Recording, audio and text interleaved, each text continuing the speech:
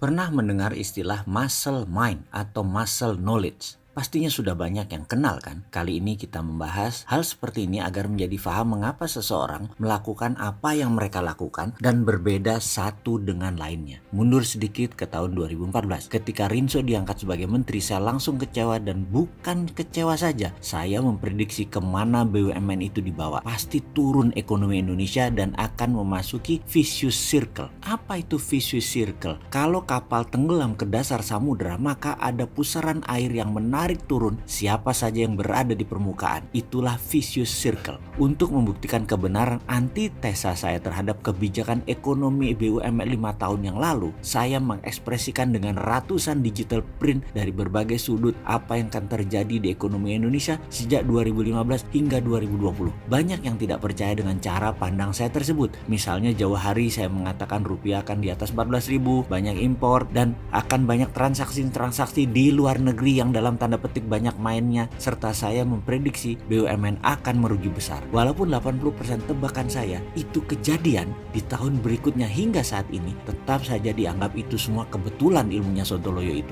Bagi saya, ke depan harusnya BUMN itu diubah, dan sepertinya menek BUMN yang sekarang lebih mendengar suara si Sontoloyo. Intinya, saya ingin Indonesia selamat ekonominya, bukan mau mengkritik brutal tanpa solusi. Kita bicara sekarang bidang ekonomi global. Saya ini percaya bahwa sesungguhnya G20 atau negara 20 besar dunia yang selalu menjadi acuan dunia untuk perekonomian sebenarnya sudah tidak ada. Yang ada hanyalah G2, bukan G20.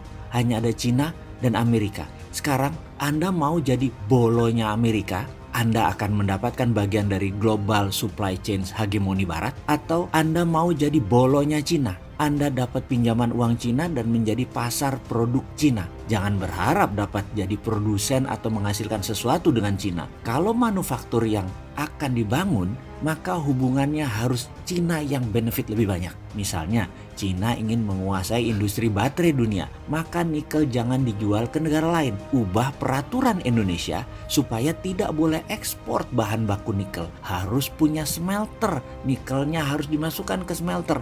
Dan itulah Cina diuntungkan karena smelter yang ada di Indonesia semuanya milik Cina dan milik seorang pejabat penguasa saat ini.